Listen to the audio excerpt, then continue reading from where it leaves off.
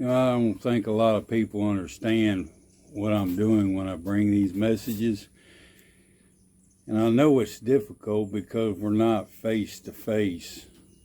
And so it can work against us when that happens. But everything that I'm teaching has to be spiritually discerned. And the Lord even instructed his disciples, told them the truth, and they didn't understand. And it says the truth was hid from them. And so when I share things with you that I believe are true, I pull them from the scriptures. And it's over years before some of this was revealed to me. So we're all in a different place in what the Lord reveals to us in his time.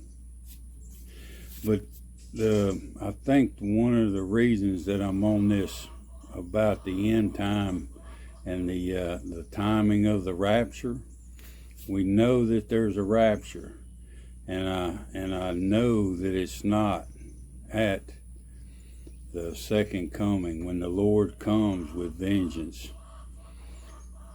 We know that they're two different events, and they're described in the Bible as two different events, and they're not at the same time. And the Bible also says that Jesus is the spirit of prophecy.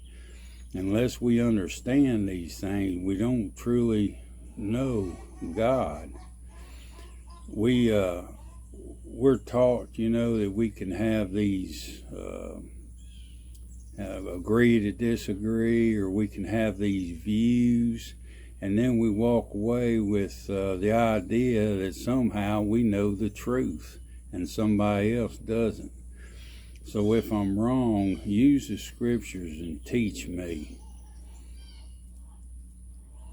But I know that it's important for us in our walk in faith, looking for his glorious appearing.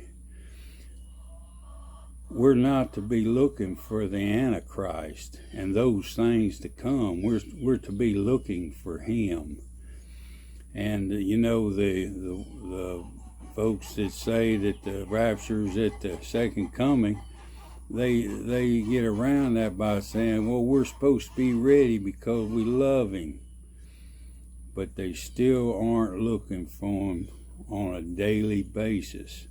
And when you do that, when you understand the spirit of prophecy, and you know he's coming, and he can come at any moment, it'll change the whole way you perceive Jesus and his love that he has for us. And so this is why it's important. I look for him every day.